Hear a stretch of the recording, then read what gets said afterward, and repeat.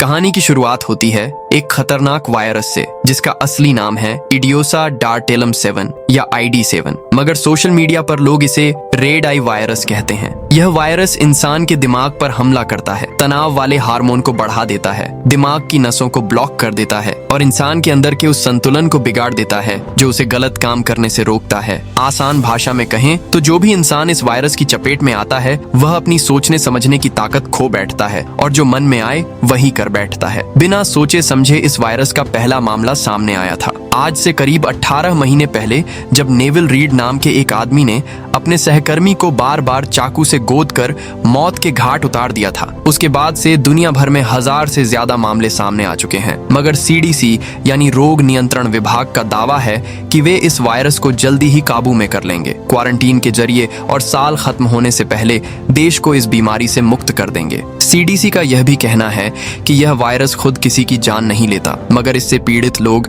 जिन्हें रेडर्स कहा जाता है वे जरूर किसी की जान ले सकते हैं। रीड को हत्या के आरोप से बरी कर दिया गया था और इसका सारा श्रेय जाता है एक वकील को जिसका नाम है डेरेक। जो एक जमाने में डेरेक एक ईमानदार और आदर्शवादी नौजवान हुआ करता था जिसके सपने आसमान छूते थे, मगर टावर्स एंड स्माइथ कंसल्टिंग, जिसे TSC कहा जाता है, वहां के कठोर और बेरहम कॉर्पोरेट माहौल ने उसे बदल कर रख दिया। अब वह एक ऐसा वकील बन चुका था जिसके पास न नैतिकता थी न ईमानदारी। रीड के केस में डेरेक ने अदालत में यही दलील दी कि चूंकि रीड ID7 वायरस से संक्रमित था इसलिए वह अपने किए की जिम्मेदारी नहीं ले सकता, और इसी दलील के दम पर उसने केस को जीत लिया और बदले में उसे ऑफिस में एक कोने वाला बड़ा सा केबिन मिल गया। डेरेक ने तरक्की तो खूब कर ली, मगर जैसे जैसे वह ऊपर चढ़ता गया वैसे वैसे अपने आप से दूर होता गया। अंदर से वह खालीपन महसूस करने लगा था। एक सुबह जब वह ऑफिस पहुंचा तो उसने देखा कि ऑनस्वाल्ड नाम का एक आदमी रिसेप्शन पर बैठी जेनी पर बेवजह चिल्ला रहा है। यह देखकर डेरेक से रहा नहीं गया और उसने बीच में पड़कर ऑनस्वाल्ड को उसका एक स्कैंडल वाला वीडियो दिखाया और धमकी दी कि अगर उसने जेनी को परेशान करना बंद नहीं किया तो वह यह वीडियो उसकी पत्नी को बेच देगा। ऑसवाल्ड शर्मिंदा होकर वहां से चला गया और डेरेक को लगा कि ऐसे छोटे अच्छे काम करने से उसे रात को नींद ठीक से आएगी। अपने केबिन में पहुंचकर डेरेक बेचैन हो उठा क्योंकि उसका सबसे पसंदीदा कप गायब था। उसने अपने सहायक माइल्स से पूछा, मगर वह तो अपनी ही दुनिया में मगन था। उसने सिर्फ इतना बताया कि कोई फोन पर इंतजार कर रहा है। फोन उठाते ही डेरेक ने अपनी बहन लूसी की आवाज सुनी जो उससे नाराज थी कि भाई के पास उसके लिए वक्त ही नहीं है। लूसी ने पूछा कि क्या वह उसके जन्मदिन पर आ रहा है, मगर डेरेक ने मना कर दिया। तो लूसी ने कहा कि कम से कम उसके लिए एक पेंटिंग ही बना दे। डेरेक को बचपन से पेंटिंग का शौक था। फोन रखने के बाद डेरेक एक मीटिंग में गया जहां मेलनी क्रॉस नाम की एक महिला बैठी थी जो बेहद परेशान थी। उसे अपने बकाया कर्ज चुकाने के लिए लोन की मियाद बढ़वानी थी, मगर मुश्किल यह थी कि उसका केस TSC की पार्टनर आयरीन स्माइथ देख रही थी और डेरेक की हिम्मत नहीं थी कि वह उन्हें फोन कर सके। इसलिए डेरेक ने सीधा सिक्योरिटी बुलाकर बेचारी मेलनी को बाहर निकलवा दिया। मेलनी की आंखों में आंसू थे, मगर डेरेक के दिल में रहम नहीं आया। फिर वह तनाव कम करने के लिए एक गिलास पानी पीने लगा, मगर उसे जरा भी अंदाजा नहीं था कि वह पानी ID7 वायरस से दूषित है। मीटिंग के बाद जेनी ने डेरेक को बताया कि बॉस जॉन टावर्स और सीनियर कारा पोवेल आपस में बात कर रहे हैं कि उसने वांडा कॉर्प का केस बिगाड़ दिया है। डेरेक का खून खौल उठा क्योंकि वांडा कॉर्प तो उसका क्लाइंट ही नहीं था। वह तुरंत कारा के केबिन की ओर बढ़ा। उधर ब्रेक रूम के बाहर ऑसवाल्ड अपनी लाल हो चुकी आंख को मलते हुए जेनी को घूर रहा था। उसके अंदर वायरस अपना असर दिखाने लगा था। कारा पोवेल को ऑफिस में सायरन कहा जाता था क्योंकि वह बॉस की चहेती थी और उसकी हर बात बॉस मानते थे। कारा के केबिन का पासकोड हासिल करने के बाद डेरेक को आखिरकार पता चला कि उसका कप कारा ने ही उठाया है, मगर जब उसने कारा से इस बारे में बात की तो उसने कंधे उचकाते हुए कह दिया कि उसकी सहायक मेघ ने उठाया होगा। डेरेक का पारा और चढ़ गया जब उसने कारा पर इल्जाम लगाया कि वह उसे फंसाना चाहती है ताकि सारा दोष उसके सिर मढ़ा जा सके, मगर कारा ने एक फाइल निकालकर उसके सामने रख दी जिसमें साफ लिखा था कि वांडा कॉर्प असल में डेरेक का ही क्लाइंट है। हारकर डेरेक ने टावर्स से बात करने का फैसला किया। लिफ्ट में जाते वक्त दोनों एक दूसरे पर तीखे ताने कसते रहे। टावर्स के केबिन में पहुंचकर डेरेक ने अपनी सफाई दी। उसने कहा कि कारा ने फाइलों में हेराफेरी की है ताकि सारा दोष उस पर पर आ जाए और यह बताया कि कारा हमेशा ऐसी ही गड़बड़ियों में फंसती रहती है। डेरेक की पूरी बात सुनने के बाद टावर्स ने उसे बाहर जाने को कहा ताकि वह कारा से अकेले में बात कर सके। निराश होकर डेरेक अपने दोस्त इवान नाइल्स के केबिन में चला गया। इवान यह सुनकर बहुत निराश हुआ कि डेरेक ने बिना कोई रणनीति बनाए सीधे टावर्स से बात कर डाली। वे दोनों बातचीत कर ही रहे थे कि अचानक कारा कमरे में घुस आई और बेहद खुशी के साथ डेरेक को बताया कि उसकी नौकरी से छुट्टी हो गई है। डेरेक को अपने कानों पर यकीन ही नहीं हुआ, मगर जब कारा ने उसे अपना सामान समेटने को कहा तो वह कुछ भी नहीं कर पाया। गुस्से में आग बबूला होकर डेरेक ने ऐलान किया कि वह अपना केस द 9 यानी कंपनी के 9 निदेशकों के सामने ले जाएगा और साथ ही अपना कप वापस मांगा। कारा अपनी लाल आंख मलते हुए उसका मजाक उड़ाती रही। उसी दिन कंपनी के 9 निदेशकों ने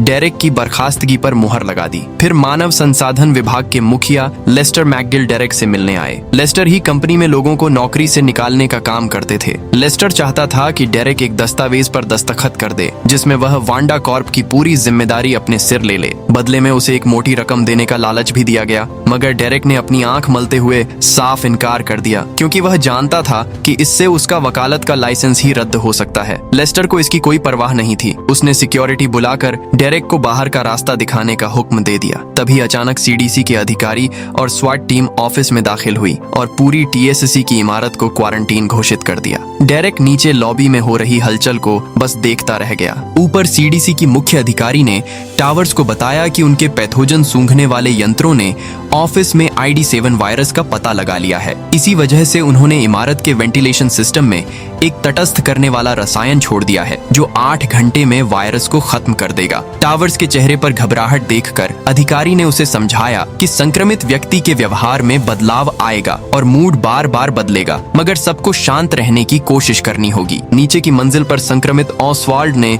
डेरेक पर हमला कर दिया। चूंकि डेरेक भी अब वायरस की चपेट में आ चुका था, इसलिए उसने पास पड़ी टूटी कैंची उठाई और ऑसवाल्ड के पैर में घुसा दी। फिर उसकी जमकर पिटाई की, यहाँ तक कि इवान बीच में आकर उसे रोकने लगा। इवान ने डेरेक को सलाह दी कि वह अपने केबिन में छिप जाए जब तक वायरस का असर खत्म नहीं हो जाता और बाहर निकलते ही पीछे मुड़कर कभी न देखे। थका हुआ डेरेक अपने दोस्त की बात मान गया, मगर जैसे ही इवान ने पीठ फेरी उसने तुरंत वहां से कूच कर दिया। जब चारों ओर अफरा तफरी मच गई तो डेरेक वापस लिफ्ट में गया और मांग की कि उसे टावर्स के केबिन में ले जाया जाए, मगर टावर्स के आदेश पर लिफ्ट चलाने वाले ने उसे एक सुनसान मंजिल पर पहुंचा दिया। वहां टावर्स का खास आदमी कोल्टन स्नाइडर, जिसे द बुल यानी सांड कहा जाता था, पहले से तैयार खड़ा था। स्नाइडर एक हट्टा कट्टा पहाड़ जैसा आदमी था जिसने डेरेक की जमकर धुनाई शुरू कर दी। टावर्स ने फोन पर डेरेक का मजाक उड़ाया, जबकि डेरेक का कहना था कि वह सिर्फ अपनी नौकरी वापस चाहता है। अपने दोस्त को मुसीबत में देखकर इवान वहां पहुंचा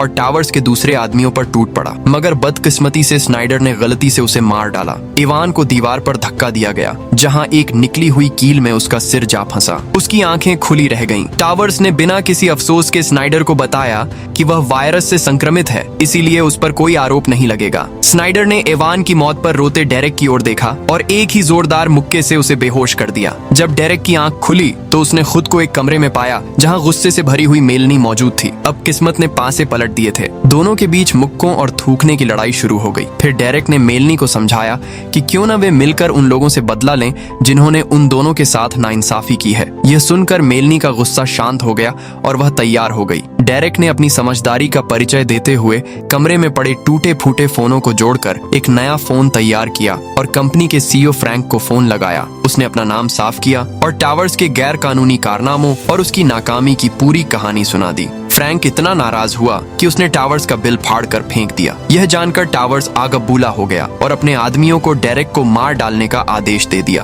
उस सुनसान मंजिल पर मेलनी ने टावर्स के भेजे गुंडों का ध्यान भटकाया। इस मौके का फायदा उठाकर डेरेक ने उन पर पीछे से हमला बोल दिया। अब डेरेक के पास खोने को कुछ नहीं था, इसलिए उसने टावर्स के एक आदमी को बेरहमी से पीट डाला। अपनी सारी भड़ास निकालते हुए इसके बाद डेरेक और मेलनी ने कमरे में जो भी हथियार जैसी चीजें मिली उन्हें इकट्ठा कर लिया। उनका इरादा था कि वे टीएसएसी के पार्टनरों और उनके रास्ते में आने वाले हर शख्स को खत्म कर देंगे। अब उनके पास 8 घंटे थे, जो भी वे करना चाहें कर सकते थे। दोनों ने तय किया कि सबसे पहले लेस्टर का हिसाब चुकता किया जाएगा। मेलनी ने कील वाली बंदूक से उस पर निशाना साधा, मगर लेस्टर ने अपनी छड़ी से चालाकी से वार बचा लिया। फिर डेरेक और मेलनी मिलकर लेस्टर पर टूट पड़े, मगर तभी एक गार्ड ने मेलनी पर टेजर चला दिया। डेरेक को मजबूरन उसे छोड़कर गार्ड और उसके साथी से निपटना पड़ा। डेरेक अपने ऑफिस के गलियारों में छिपते छिपाते आगे बढ़ रहा था, जो अब पागल खाने में तब्दील हो चुका था। चारों तरफ चीख पुकार और मार धाड़ का माहौल था। उधर लेस्टर बेहोश पड़ी मेलनी पर हमला करने लगा। वह बेहद खुश था कि अब मेलनी पलटवार नहीं कर सकती। जब डेरेक ने आखिरकार दोनों गार्डों को चाकू मारकर ढेर कर दिया, तो उसने मेलनी की लात से सरकाई गई कील वाली बंदूक उठाई और लेस्टर पर निशाना साधा, मगर गोली दरवाजे में जा घुसी। फिर डेरेक ने मेलनी को उठाया और दोनों लेस्टर के केबिन में घुस गए और उसका की कार्ड मांगा। पहले लेस्टर ने मना किया, मगर बंदूक की धमकी पर उसने कार्ड दे ही दिया। मगर जैसे ही डेरेक कार्ड लेने झुका, लेस्टर ने कैंची उसके हाथ में घुसा दी और मेलनी को धक्का देकर जमीन पर गिरा दिया। दूसरे कर्मचारी दरवाजे पर खड़े होकर तमाशा देख रहे थे जब लेस्टर मेलनी को बंदूक से मारने की कोशिश कर रहा था, मगर डेरेक ने मेलनी को याद दिलाया कि वे अपने हथियारों का इस्तेमाल करें। मेलनी ने तुरंत गोलारी उठाई और लेस्टर को मौत के घाट उतार दिया। उसका खून पूरे फर्श पर बिखर गया। फिर मेलनी ने डेरेक के हाथ से कैंची खींची और बाहर खड़े कर्मचारियों पर बंदूक चलाई ताकि रास्ता साफ हो जाए। थोड़ी देर बाद डेरेक ने 9 निदेशकों को एक वीडियो भेजा, जिसमें उसने कहा कि रीड अपने सहकर्मी की हत्या के लिए दोषी नहीं है, क्योंकि वह वायरस से संक्रमित था, और इसका मतलब यह है कि वह यानी डेरेक भी अब जो कुछ करने वाला है उसकी जिम्मेदारी उस पर नहीं होगी। यह डेरेक का मास्टर स्ट्रोक था। उधर टावर्स ने कारा से कहा कि वह अपना की कार्ड नष्ट कर दे ताकि डेरेक और मेलनी उस तक न पहुंच सकें, और बदले में उसे पार्टनर बनाने का लालच दिया। सौदा मंजूर करते हुए कारा ने अपनी सहायक मेघ को की कार्ड कहीं छिपाने को कहा और हिदायत दी कि वह उसे न बताए कहां रखा है। फिर टावर्स ने सीडीसी की अधिकारी से कहा कि स्वाट टीम भेजकर डेरेक को गिरफ्तार करवाए, मगर उसने मना कर दिया कि इससे और अफरा तफरी मच जाएगी। गुस्से से पागल टावर्स ने गोल्फ की छड़ी से टीवी तोड़ डाला और अपने आदमियों को $4,50,000 का इनाम घोषित किया। डेरेक के सिर पर लेस्टर के की कार्ड का इस्तेमाल करके डेरेक और मेलनी कारा की मंजिल तक पहुंच गए। जब वे लड़ाई शुरू करने ही वाले थे कि सीडीसी के मनोवैज्ञानिक का फोन आया, जिसने डेरेक को समझाने की कोशिश की कि वह जज्बात में आकर कुछ न करे, मगर डेरेक को बातचीत में दिलचस्पी नहीं थी। उसने मेलनी से कहा कि जोरदार संगीत बजा दें। फिर उसने कारा के वफादार लोगों को चेताया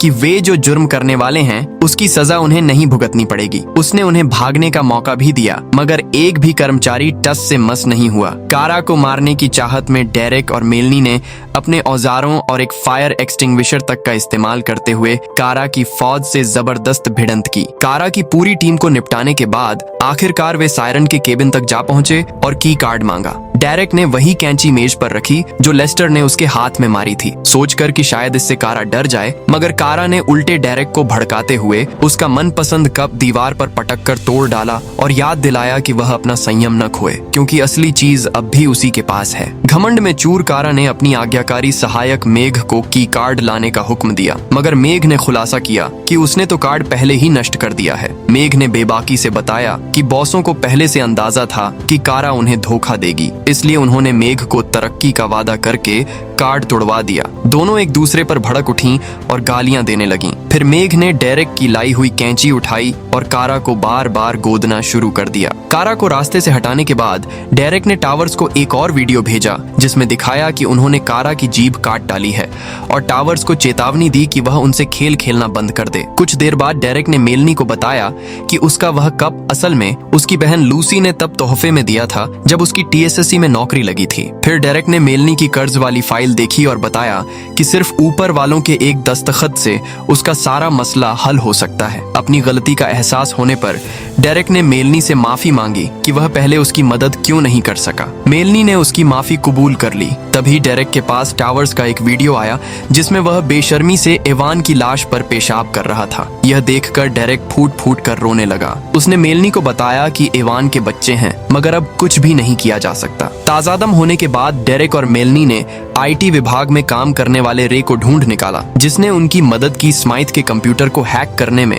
रे ने उसकी सारी निजी जानकारी चुरा ली डाली और एक हार्ड ड्राइव में सहेज ली। डेरेक ने इसी हार्ड ड्राइव का इस्तेमाल करके स्माइथ को उसके केबिन से नीचे उतरने पर मजबूर कर दिया। कोई और चारा न देखकर स्माइथ ने टावर्स से अपना बैकअप की कार्ड मंगवाया। उसे यकीन था कि वह डेरेक और मेलनी से सुरक्षित रहेगी, क्योंकि स्नाइडर ने उसी कमरे में अपनी बंदूक छिपा रखी थी जहां वे मिलने वाले थे। मगर वहां पहुंचकर स्माइथ ने देखा कि बंदूक गायब है, और जब डेरेक ने दिखाया कि बंदूक उसके पास है तो उसके पास की कार्ड देने के सिवा कोई चारा न बचा। स्माइथ ने मांग की कि उसकी सारी फाइलें वापस की जाएं, मगर मेलनी ने पहले उससे कहा कि वह उसकी लोन की मियाद बढ़ाने वाले कागज पर दस्तखत करे।